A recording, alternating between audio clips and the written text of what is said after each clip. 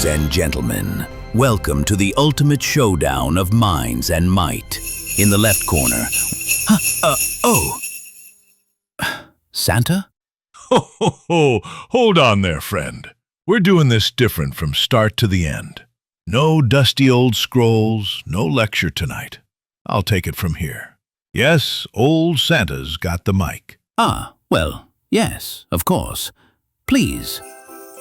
You see, long before stockings and halos and cheer, there was a fireside moment most folks never hear.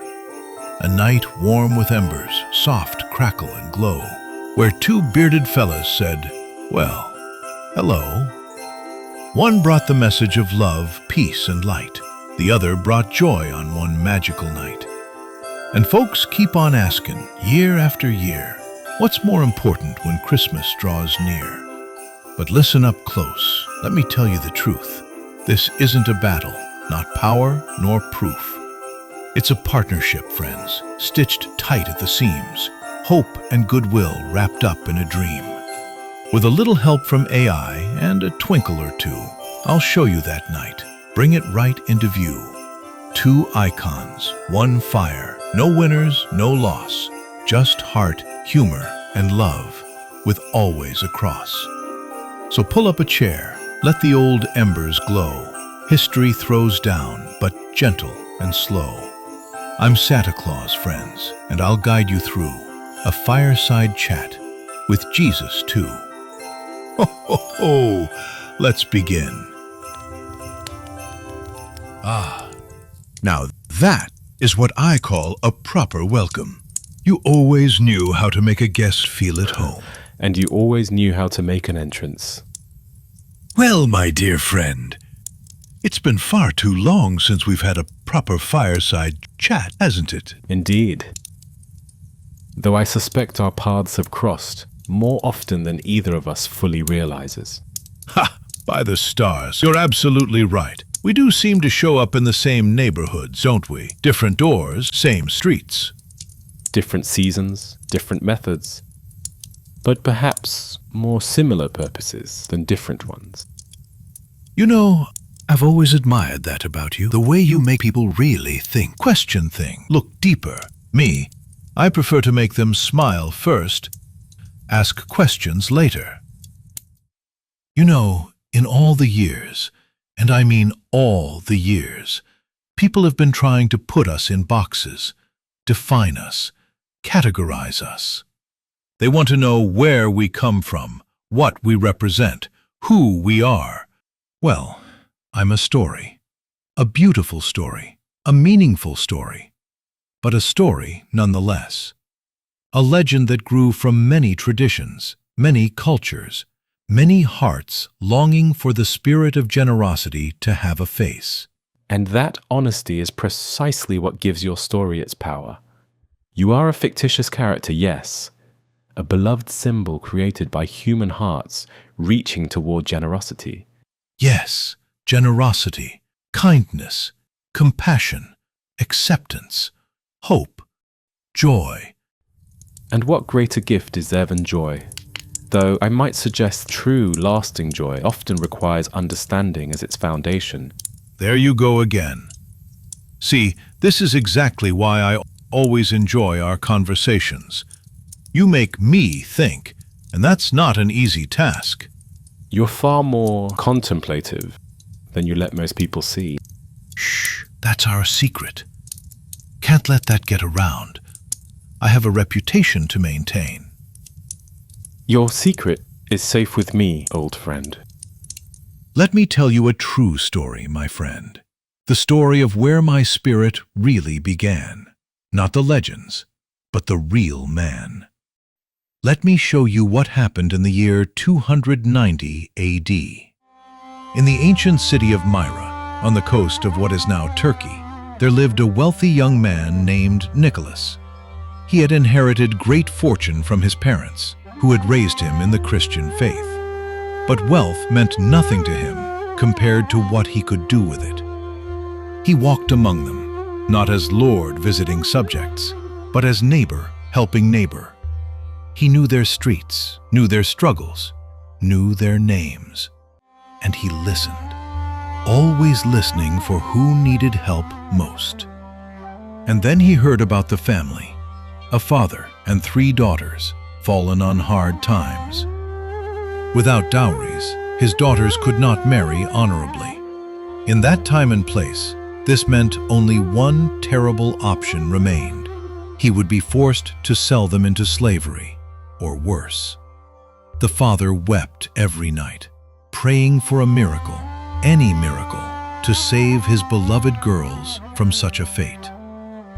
Nicholas heard of this family's plight through the whispers in the marketplace, and he knew in his heart that his wealth existed for exactly this purpose. But he also knew the father was a proud man who would never accept charity openly. So Nicholas devised a plan. 3 daughters, 3 dowries. He counted out enough gold for each, enough to secure honorable marriages, enough to transform their lives. And then he waited for nightfall, the first night of secret giving. Under cover of darkness, when the family slept, he crept to their home. He tossed the bag of gold through their window and vanished into the night. He wanted no thanks, no recognition. The giving itself was the reward. The next morning, the father found the gold. He wept with joy, with gratitude, with relief. That is where I come from. A real man, a real act of love, secret generosity that changed lives forever. 3 girls saved because one man used his wealth for others. That's the true story behind Santa Claus. That man, that real man, lived and loved and gave. And his spirit, well, his spirit never stopped giving. Your story moves me, old friend. To give anonymously, expecting nothing in return, that is the purest form of love. Thank you for sharing that. The truth of Nicholas, the real man beneath all the legend.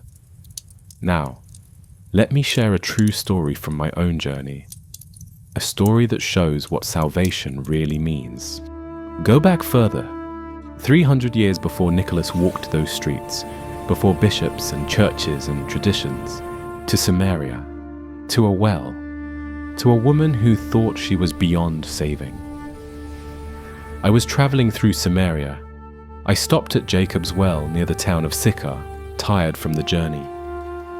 A woman came to draw water at noon, the hottest, most punishing hour, when no one else would be there. She came at that hour because she was an outcast. The other women shunned her. She expected nothing from the world but rejection. She saw me sitting there, a Jewish man at a Samaritan well. She expected me to turn away in disgust. A Jewish rabbi speaking to a Samaritan woman? Unthinkable. But I spoke to her. I asked her for a drink of water. She was astonished. How can you, a Jew, ask me, a Samaritan woman, for a drink? But I saw past all those labels. I saw a child of God, thirsty for something water could never provide. I told her that salvation was for everyone, not just Jews, not just the righteous, not just the socially acceptable. Everyone, including her. She left her water jar and ran to tell the village.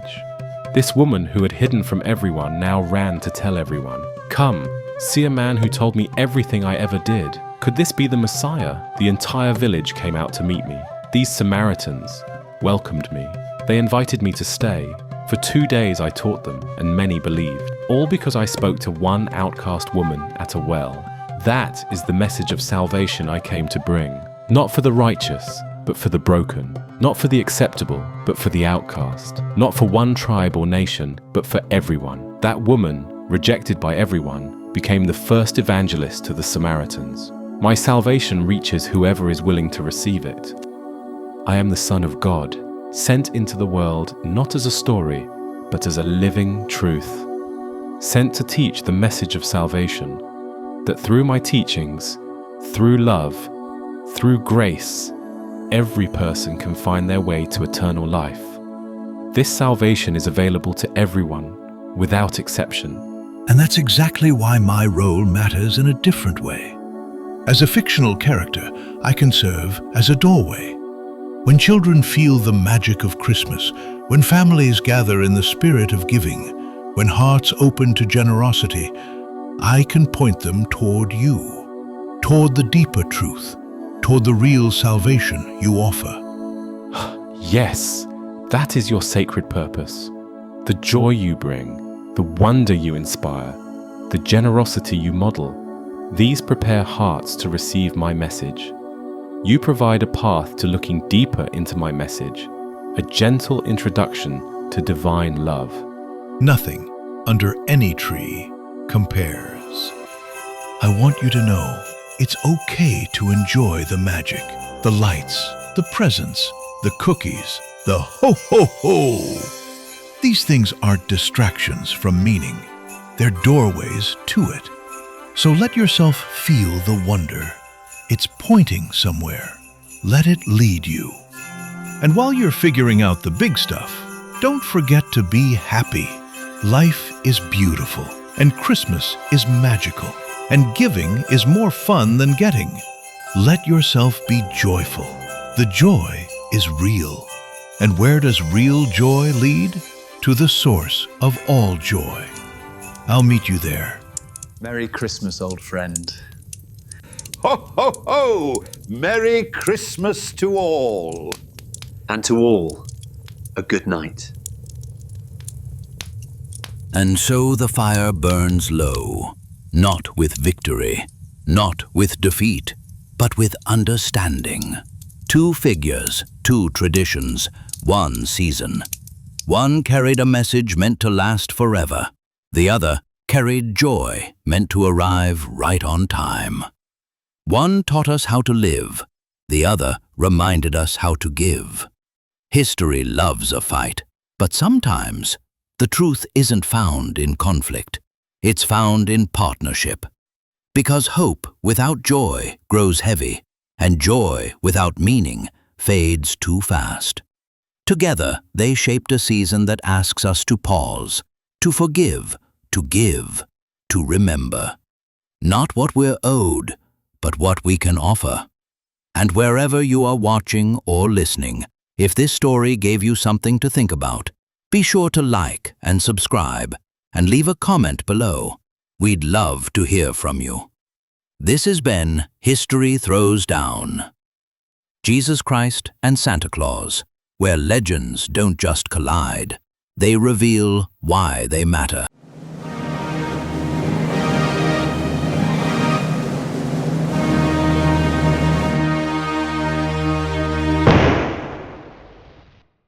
The preceding podcast is an artificial intelligence-generated persona of two very famous people. While it is based upon the massive amount of information available on the named participants, and therefore is our attempt to approximate what an actual discussion might involve, it is intended for entertainment and perhaps information purposes, but there is no claim that it constitutes an accurate representation of any events or discussion that have actually taken place. Our objective is to shine a light on difficult, important issues in a thought-provoking environment, inviting our listeners to delve further into matters raised in the podcast.